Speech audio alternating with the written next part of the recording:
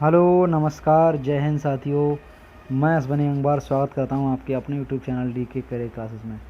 साथियों, जैसा कि आप लोग जान रहे हैं, हम लोग पढ़ रहे हैं लेखपाल की प्रैक्टिस। तो लेखपाल की प्रैक्टिस में मैं आपके लिए करवा रहा हूं ग्रामीण परिवेश की प्रैक्टिस।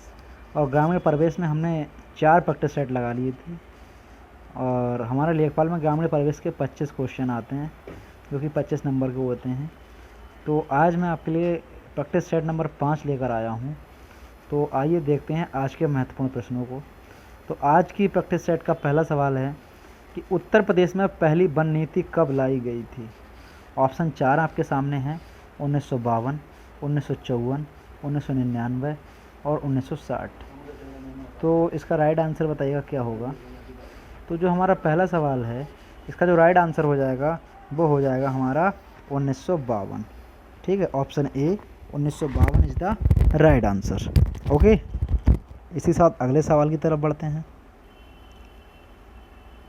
जो दूसरा सवाल है हमारा कि भारत में सिंचाई का प्रमुख साधन है। ऑप्शन ए है आपके सामने नहरें, ऑप्शन बी है आपके सामने कुएं, ऑप्शन सी है आपके सामने तालाब और ऑप्शन डी है आपके सामने कुएं और नलकूप। तो बताइए, भारत में जो सिंचाई का प्रमुख साधन है वो क्या है। तो भारत में आज भी जो सिंचाई का प्रमुख साधन है वो हमारा नलकूप व कुएँ हैं। ठीक है, अगर मैं टोटल परसेंटेज की बात करूं तो नलकूप और कुएं से आज भी भारत में करीब 56% सिंचाई होती है। तो इसलिए यही हमारा राइट आंसर हो जाएगा कि जो प्रमुख साधन है सिंचाई का भारत में वो कुएं और नलकूप हैं।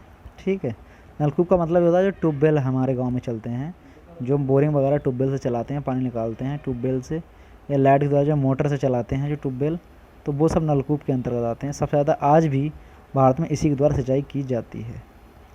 अगला सवाल, 9वीं पंचवर्षीय योजना के अंतर्गत ग्रामीण क्षेत्रों में बीपीएल के लिए निर्धारित की गई वार्षिक परिवार आय का स्तर क्या था। जो हमारी 9वीं पंचवर्षीय योजना थी, पहले तो आपको ये पता होना चाहिए कि 9वीं पंचवर्षीय योजना का कार्यकाल क्या था। तो मैं आपके लिए बता दूं, जो 9वीं पंचवर्षीय योजना आई थी ये 1997 में आई थी और 5 वर्ष के लिए रही। तो ये 2002 तक रही। ठीक है, 1997 से लेकर सन 2002 में ये समाप्त हुई थी। तो इस योजना का जो मुख्य उद्देश्य था वो था मानव संसाधन में वृद्धि करना, औद्योगिकीकरण करना, ये इसके मुख्य उद्देश्य थे। तो इस योजना में इन्होंने पूछा है कि बीपीएल के लिए निर्धारित की गई वार्षिक परिवार आय का क्या स्तर था। तो पहले तो ऑप्शन सुन लीजिए क्या क्या थे। 10,000 रुपये वार्षिक, 30,000 रुपये वार्षिक या 20,000 रुपये वार्षिक, या इनमें से कोई नहीं। तो इसका जो राइट आंसर हो जाएगा, जो इस योजना में बीपीएल परिवार की वार्षिक आय का जो स्तर इनको करना था वो मिनिमम 20,000 रुपये वार्षिक करना था। ठीक है, तो ये इसका राइट आंसर हो जाएगा। इसी के साथ अगला क्वेश्चन देखते हैं बेटा कि मध्याह्न भोजन योजना यानी एमडीएम, मिड डे मील में पर्वतीय राज्यों में केंद्र एवं राज्य के बीच खर्चों का निर्वहन किस अनुपात में किया जाता है। बहुत ही इम्पोर्टेंट सवाल है ये कि जो एमडीएम चलता है, जो सरकारी स्कूलों में कक्षा 1 से लेकर 8 तक दोपहर का पका हुआ जो भोजन दिया जाता है बच्चों को, उसको एमडीएम कहते हैं या मध्याह्न भोजन योजना कहते हैं। तो आपसे पूछा गया कि जो पर्वतीय राज्य हैं जो हमारे, तो उनमें राज्य के बीच खर्चों का निर्वहन किस अनुपात में किया जाता है, केंद्र और राज्य के बीच में। तो ऑप्शन 4 आपके सामने है, 60:40, 30:20, 90:10 और 70:30। तो बताइए। तो अगर हम पहले तो इसके प्लेन की बात करें, सबसे पहले तो मैं आपको ये बताऊंगा कि ये एमडीएम चालू कब हुई थी। जो मिड डे मील योजना थी हमारी, ये मैंने आपको पढ़ाई है, ये मैंने आपको बताया भी, इसके बारे में बहुत कुछ लिखवाया है पूरी योजना के बारे में। जो योजना अभी हम पढ़ा रहे हैं उसमें बताया है। तो ये 15 अगस्त 1995 को सबसे पहले तो लागू हुई थी भारत में। ठीक है, और अब बात करें अगर इसमें केंद्र एवं राज्य के बीच खर्चों का निर्वहन, तो जो हमारे जनरली राज्य हैं, हमारे जो प्लेन वाले स्टेट हैं, उनमें तो 60:40 का है अनुपात, जिसमें से 60% सेंट्रल का है और 40% स्टेट का है। तो ये तो जनरली हो गया हमारे राज्यों में। लेकिन हमसे सवाल पूछा गया है कि पर्वतीय राज्यों में क्या अनुपात है। तो पर्वतीय राज्यों में जो अनुपात है वो 90:10 का है, जिसमें 90% सेंट्रल गवर्नमेंट पैसा लगाती है और 10% स्टेट गवर्नमेंट का है। ठीक है, तो 90:10 का अनुपात है पर्वतीय राज्यों में एमडीएम योजना के खर्च का। ठीक है, आशा करता हूँ कि समझ में आ रहा होगा आपको। इसी साथ अगला सवाल देखते हैं कि पूरे उत्तर प्रदेश में चकबंदी योजना को कब शुरू किया गया था। ठीक है, बताइए। तो अगर बात करें कि सबसे पहले बात करते हैं कि चकबंदी योजना यूपी में लाई कब गई थी, तो सबसे पहले ये 1953 में यूपी में लाई गई थी। ये बात आप लोग जानते हैं, आपको पढ़ाया गया है चकबंदी योजना में। 1953 में ये लाई गई थी और 1954 में ये यूपी की 2 तहसीलों में शामिल की गई थी। सबसे पहले एक तो कैराना तहसील है जो कि मुजफ्फरनगर में उस समय पड़ती थी और आज वर्तमान में कैराना तहसील जो है वो शामली ज़िला का हिस्सा है। और एक तहसील थी मुसाफिर खाना, ठीक है, जो उस समय सहारनपुर में थी। और आज वर्तमान में अगर बात करें मुसाफिर खाना जो हमारी है, तो मुसाफिर खाना आज अमेठी में पड़ता है। तो 2 तहसीलों में शुरू किया गया था, कैराना और मुसाफिर खाना के साथ इसको 1954 में लागू किया गया था। ये ट्रायल था और जब वहाँ पर ये ट्रायल सक्सेस हो गया उसके बाद में 1958 में संपूर्ण उत्तर प्रदेश में चकबंदी योजना को लागू कर दिया गया। यही हमारा सवाल है कि चकबंदी योजना संपूर्ण उत्तर प्रदेश में कब लागू की गई थी। देखिए, पूरे उत्तर प्रदेश में चकबंदी योजना को कब शुरू किया गया, तो इसका राइट आंसर हो जाएगा वर्ष 1958, ऑप्शन सी। आगे बढ़ते हैं। क्षेत्रीय ग्रामीण बैंक की स्थापना, जो मैंने आपको बताया था आरआरबी, ठीक है, आरआरबी की स्थापना किस समिति के सुझाव पर की गई। शुरुआत में हमको बताया कि 5 आरआरबी बनाई गई। सबसे पहली आरआरबी बैंक जो बनाई गई पूरे भारत की, वो मुरादाबाद में बनाई गई थी, पूरे उत्तर प्रदेश में, मैंने आपको ये बताया था। और उत्तर प्रदेश में जो मुरादाबाद में सबसे पहली आरआरबी बनाई गई थी, पूरे भारत में ही सबसे पहले मुरादाबाद में बनाई गई थी क्षेत्रीय ग्रामीण बैंकों में। तो पहली बैंक जो खुली थी वो मुरादाबाद में खुली थी और उस बैंक का नाम था प्रथमा बैंक, क्षेत्रीय ग्रामीण बैंक थी जो, ठीक है।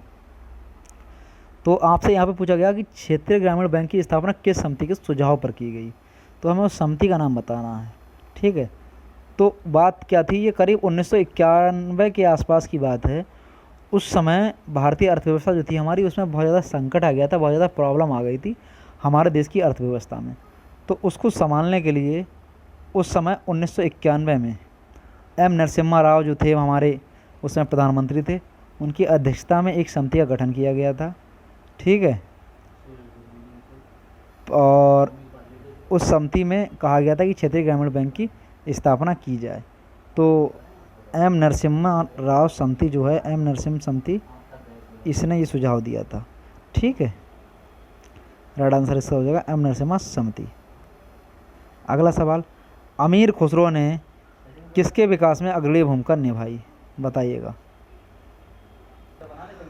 तो सवाल है अमीर खुसरो ने किसके विकास में अग्रणी भूमिका निभाई। तो ऑप्शन 4 हैं आपके सामने, ब्रजभाषा, खड़ी बोली, अवधी या भोजपुरी। तो अगर अमीर खुसरो की बात करें तो अमीर खुसरो ने सबसे ज़्यादा जो भूमिका निभाई वो खड़ी बोली के विकास में निभाई। खड़ी बोली का विकास सबसे ज़्यादा अमीर खुसरो जी ने ही किया था, ठीक है। और जो खड़ी बोली है ये हमारे पश्चिमी हिंदी भाषा की उपबोली है, ठीक है। अगर आपसे बात करें कि अमीर खुसरो का जन्म कहाँ हुआ, तो अमीर खुसरो का जन्म कासगंज के पटियाली में हुआ था। और अगर इनके वास्तविक नाम की बात करें तो इनका वास्तविक जो नाम था वो था अबुल हसन यमनुद्दीन मोहम्मद, ठीक है। और इनका एक इम्पॉर्टेंट बात यह है कि अमीर खुसरो को तोता ए हिंद भी कहते हैं, ये बात याद रखना। अमीर खुसरो का दूसरा नाम है तोता ए हिंद, ठीक है। क्या नाम है? तोता ए हिंद। बढ़ते हैं अगले सवाल की ओर। आमिर खुसरो ने खड़ी बोली विकास के लिए कार्य किया था। अगला सवाल है तानसेन का मकबरा कहाँ है। इम्पोर्टेंट सवाल है कि तानसेन का मकबरा कहाँ है। ऑप्शन 4 ग्वालियर, इटावा, झांसी या आगरा। तो इसका जो राइट आंसर हो जाएगा वो हो जाएगा ऑप्शन ए ग्वालियर। तानसेन का जो मकबरा है वो आपका ग्वालियर में पड़ता है, ठीक है। अगला सवाल देखते हैं कि वर्ष 2011 की जनगणना स्वतंत्र भारत की कौन सी जनगणना थी। आपको बताना जो 2011 में जो लास्ट टाइम जनगणना हुई है तो ये स्वतंत्र भारत की कौन से नंबर की जनगणना है। आप ये बात जानते हैं कि जो जनगणना होती है ये प्रत्येक 10 वर्ष के बाद होती है और हमारा भारत 1947 में आज़ाद हुआ था। तो उसके बाद जो पहली जनगणना हुई थी स्वतंत्र भारत की वो हमारी 1951 में हुई थी। 1951 में पहली स्वतंत्र जनगणना हुई थी। तो उसके बाद 2011 में जो जनगणना होगी वो 7वें नंबर की जनगणना होगी, ठीक है। तो 7वें नंबर की जनगणना थी। अब जो होगी जनगणना वो 8वें नंबर की जनगणना होगी 2021-22 की। और जो इस समय अगर बात करें कि वर्तमान में हमारे जनगणना आयुक्त कौन है, एक इसका हेड होता है जिसको बोलते हैं जनगणना आयुक्त। आपसे कोई पूछ ले कि वर्तमान में जनगणना आयुक्त कौन है, अब जो हमारी 2021-22 की जनगणना होगी तो वो भी इन्हीं के अंडर में होगी जो हमारे जनगणना आयुक्त हैं। तो इनका नाम क्या है, तो इनका नाम जो है वो है विवेक जोशी। याद रखना, वर्तमान जनगणना आयुक्त का नाम क्या है, उनका नाम है विवेक जोशी। और अब जो 2021 की जनगणना के आंकड़े आएंगे तो वो इन्हीं के अंडर में आएंगे, ठीक है। तो जो अभी 2011 की जनगणना हुई थी 10 साल पहले, वो 7वीं जनगणना थी स्वतंत्र भारत की, ठीक है। अगला सवाल देखते हैं कि 2011 की जनगणना के अनुसार कौन सा राज्य जनसंख्या में प्रथम स्थान पे है। राजस्थान, उत्तर प्रदेश, मध्य प्रदेश, तेलंगाना। तो ये तो आप सभी को पता है कि उत्तर प्रदेश पहले स्थान पे है जनगणना के दृष्टि से। और क्षेत्रफल की दृष्टि से अगर बात करें तो जनगणना की दृष्टि से तो हमारा देश है, जो हमारा राज्य जो है फर्स्ट नंबर पे है, और क्षेत्रफल की दृष्टि से चौथे नंबर पे है, ठीक है। दोनों चीज़ें आपको याद रखनी है। इसी के साथ अगला सवाल देखते हैं। भारत में राष्ट्रीय स्तर पर वन नीति लाई गई। तो भारत में जो राष्ट्रीय स्तर पर वन नीति लाई गई वो कब लाई गई। ऑप्शन 1 है 1999, ऑप्शन 2 1988, ऑप्शन 3 1974 और ऑप्शन 4 1985। तो बताइए भारत में राष्ट्रीय स्तर पर वन नीति कब लाई गई। तो इसका जो राइट आंसर हो जाएगा वो हो जाएगा ऑप्शन बी। भारत में राष्ट्रीय स्तर पर लाई गई थी राष्ट्रीय वन नीति, वो 1988 में लाई गई थी, ठीक है, जिसका मुख्य उद्देश्य था वनों के विकास को रोकना और वनों की सुरक्षा और उसके संरक्षण को बढ़ावा देना। अगला सवाल देखते हैं।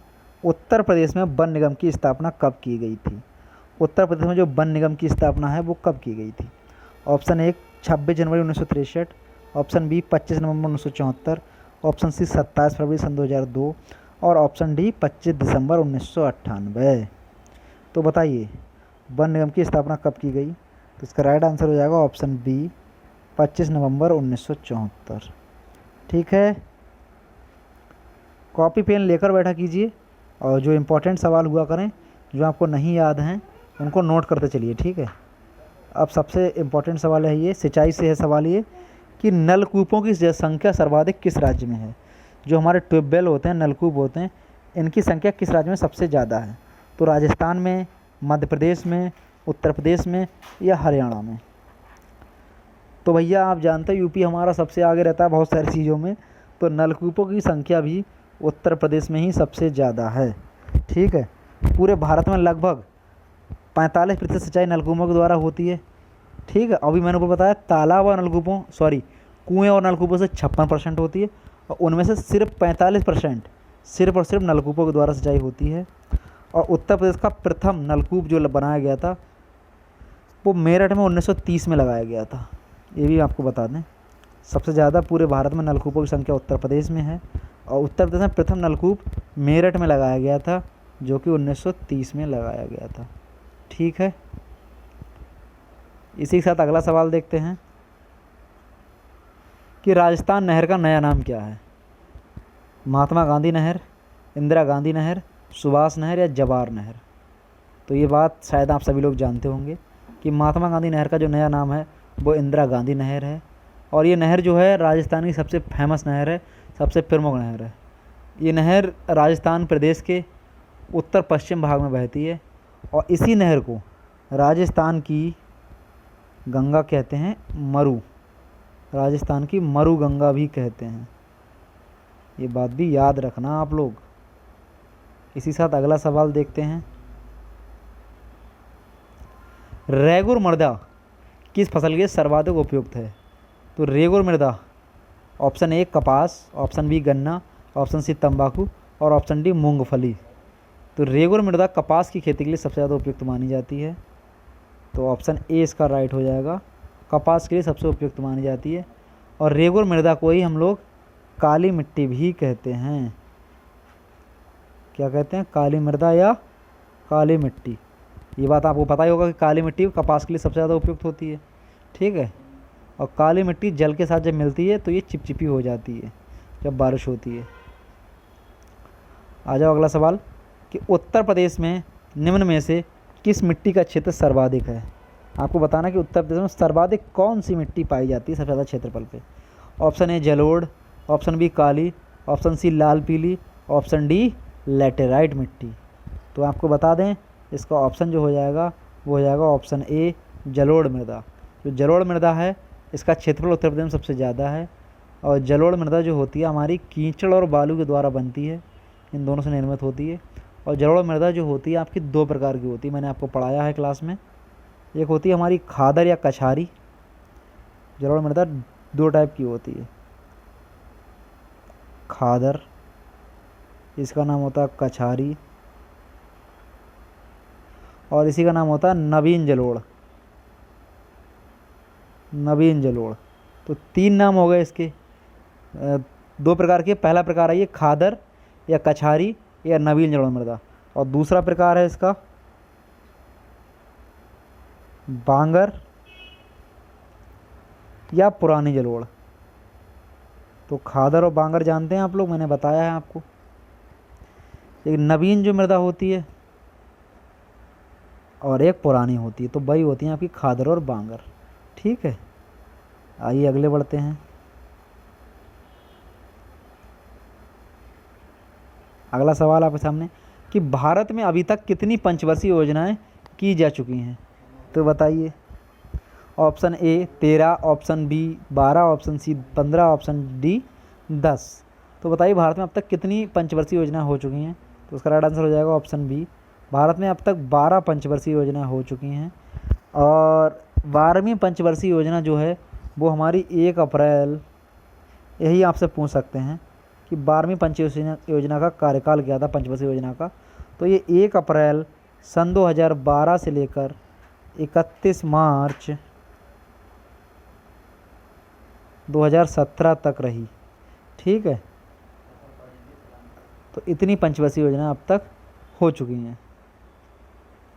ठीक है, इम्पोर्टेंट था ये सवाल बहुत ज़्यादा। पहली पंचवर्षीय योजना कब आई, तो पहली पंचवर्षीय योजना 1951 में आई, जो कि 1951 से लेकर 1956 तक रही। ठीक है, अगला सवाल, भारत में कुल पंचवर्षीय योजनाओं में कितने योजना अवकाश हुए हैं। ये सवाल भी बहुत इंपॉर्टेंट है कि 12 पंचवर्षीय योजनाएं हो चुकी हैं, तो उनमें अब तक योजना अवकाश कितने में रहे हैं। तो 5, 2, 3 या 4 में। तो इसका राइट आंसर हो जाएगा 2 योजना अवकाश। पहला योजना अवकाश जो हुआ था आपका, वो जो आपका तीसरी पंचवर्षीय योजना थी 1966 से लेकर 1969 तक,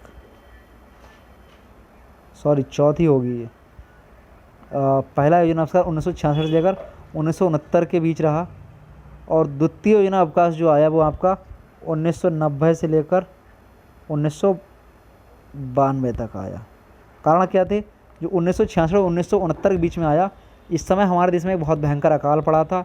इससे पहले हमने एक चीन से युद्ध लड़ा था और पाकिस्तान से युद्ध लड़ा था, तो उस समय हमारे देश की हालत बहुत ज़्यादा अस्थिर हो गई थी, बहुत ज़्यादा हालात ख़राब थे। इस वजह से 3 साल के लिए योजना अवकाश करना पड़ा। ठीक है, और जब 1990 से 92 के बीच में योजना अवकाश आया, तो उस समय हमारे देश में आर्थिक संकट बहुत ज़्यादा था, तो इसलिए उस समय भी हमको योजना अवकाश लगाना पड़ा। ठीक है, तो यही 2 बार अवकाश अब तक पड़ चुका है योजना अवकाश। अगला सवाल, भारत के संविधान में जिला शब्द किस अनुच्छेद में तथा किस संदर्भ में प्रयुक्त हुआ है। जिला शब्द, ठीक है, तो बताइए जिला शब्द। ऑप्शन ए अनुच्छेद 233 में जिला न्यायाधीश के संदर्भ में, अनुच्छेद 356 में राष्ट्रपति के संबंध में, और ऑप्शन तीसरा है अनुच्छेद 311 में लोक सेवाओं के संदर्भ में, ऑप्शन डी अनुच्छेद 265 में राजस्व एकत्रण के संदर्भ में। तो बताइए जिला शब्द संविधान में कहाँ उल्लेखित किया गया। तो इसका जो ऑप्शन ए है वो हो जाएगा राइट। अनुच्छेद 233 में जिला शब्द जो है वो जिला न्यायाधीश के संदर्भ में प्रयुक्त किया गया है। ठीक है, और आपसे बात करें जिला न्यायाधीश की नियुक्ति की, तो इसकी नियुक्ति जो करता है राज्यपाल द्वारा की जाती है, और राज्यपाल के द्वारा तो की जाती है, लेकिन राज्यपाल को परामर्श कौन देता है, तो उच्च न्यायालय देता है, या उच्च न्यायालय के जो सबसे ऊंचे जज होते हैं, सर्वोच्च जज होते हैं हाई कोर्ट के, उनका परामर्श राज्यपाल जी लेते हैं और फिर जिला न्यायाधीश की नियुक्ति करते हैं। ठीक, तो अनुच्छेद 233 में जिला न्यायाधीश के संदर्भ में जिला शब्द की जो है प्रयुक्त किया गया है। ठीक है, अगला सवाल है, लेखपाल खसरा तैयार करके अगले वर्ष किसके पास जमा कर देता है? ऑप्शन ए ग्राम प्रधान के पास, ऑप्शन बी रजिस्ट्रार या कानूनगो के पास, ऑप्शन सी तहसीलदार के पास और ऑप्शन डी जिला कृषि अधिकारी के पास। तो बताइए, लेखपाल जो खसरा तैयार करता है प्रतिवर्ष, तो वो किसके पास जमा कर देता है? तो लेखपाल जो खसरा तैयार करता है वो रजिस्ट्रार कानूनगो के पास जमा कर देता है। खसरे में होता क्या क्या? खसरे में मालिक का नाम होता है, गाटा संख्या होती है, कौन सी फसल है खेत में, फसलों की किस्म होती है और ज़मीन का जो क्षेत्रफल है, इतनी सारी चीज़ें और भी एक दो चीज़ें अंकित होती हैं खसरा में। ठीक है, अगला सवाल, धान किस ऋतु की फसल है? बहुत इंपॉर्टेंट सवाल है। रबी की, खरीफ की या जायद की या ए और सी दोनों की? तो धान किस ऋतु की फसल है बताइए आप लोग। तो इसका ऑप्शन बी यहाँ पे सही हो जाएगा, धान खरीफ की फसल है। ठीक है, आपको पता होना चाहिए खरीफ ऋतु की जो बुआई की जाती है फसलों की, वो जून से जुलाई के टाइम में की जाती है और कटाई अक्टूबर नवंबर में होती है। ठीक है, धान के अलावा बाजरा है, तिल है, उड़द है, ये सब खरीफ की फसलें हैं। अगला सवाल, चावल के उत्पादन में सबसे पहले स्थान पर कौन सा देश है? चावल उत्पादन में कौन सा देश सबसे फर्स्ट नंबर पे बताइए? भारत, चीन, ब्राज़ील या कनाडा? तो चावल उत्पादन में पूरे वर्ल्ड में चीन नंबर 1 पे है। चीन जो है आपका वो फर्स्ट नंबर पे है, चीन। इसका राइट आंसर हो जाएगा आपका चीन। ठीक है, और इसके बाद जो भारत है हमारा, ये चावल उत्पादन में पूरे वर्ल्ड में सेकंड नंबर पे है। ठीक है, अगर बात करें भारत में सबसे ज़्यादा चावल कहाँ उत्पाए जाते हैं, तो भारत में सबसे ज़्यादा जो चावल का उत्पादन होता है हमारा, वो वेस्ट बंगाल में होता है। ठीक है, ये बात आप लोग याद रखना। ठीक है, ये हो गया हमारा चावल उत्पादन। अगला सवाल देखते हैं, डिजिटल इंडिया योजना किस वर्ष शुरू की गई? तो डिजिटल योजना जो है हमारी योजना, ये मैंने आपको पढ़ाई है योजनाओं में, तो उसमें आपने पढ़ लेना अगर थ्योरी ना पढ़ी हो। डिजिटल इंडिया योजना किस वर्ष शुरू की गई? तो वर्ष 2013 में, वर्ष 2014 में, वर्ष 2015 में या वर्ष 2017 में?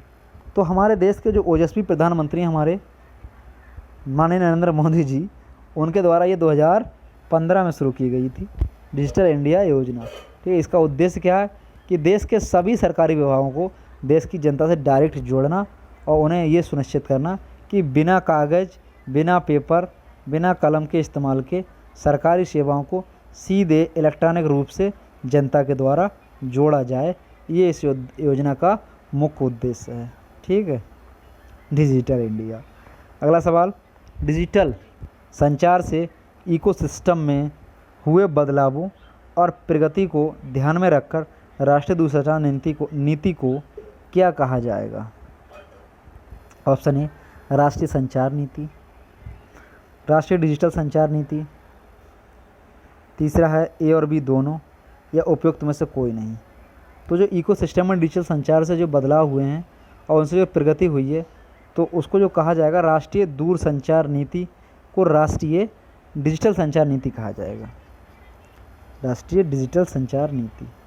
ठीक है, ये राइट आंसर हो जाएगा। क्वेश्चन फिर से पढ़ लीजिएगा, नहीं समझ में आया हो कि जो डिजिटल संचार से जो इकोसिस्टम में हुए बदलाव और प्रगति को ध्यान में रखकर राष्ट्रीय दूरसंचार नीति को क्या कहा जाएगा? जो राष्ट्रीय दूरसंचार नीति है उसको क्या कहा जाएगा? उसको कहा जाएगा राष्ट्रीय डिजिटल संचार नीति। ठीक है, तो आज की प्रैक्टिस का लास्ट सवाल कि उत्तर प्रदेश में चावल निर्यात प्रोत्साहन योजना कब तक प्रभावी रहेगी? Option A 2025, option B 2022, option C 2021, option D 2026। तो उत्तर प्रदेश में जो चावल निर्यात प्रोत्साहन योजना है, सबसे पहले तो बात है कि ये शुरू कब की गई थी। तो ये योजना 7 नवंबर 2017 से 6 नवंबर 2022 तक के लिए शुरू की गई है। ठीक है, कब शुरू गई है? 7 नवंबर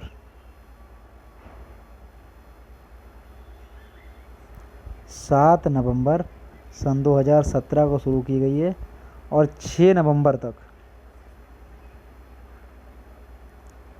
2022 तक, यानी पूरे 5 साल के लिए ये शुरू की गई है।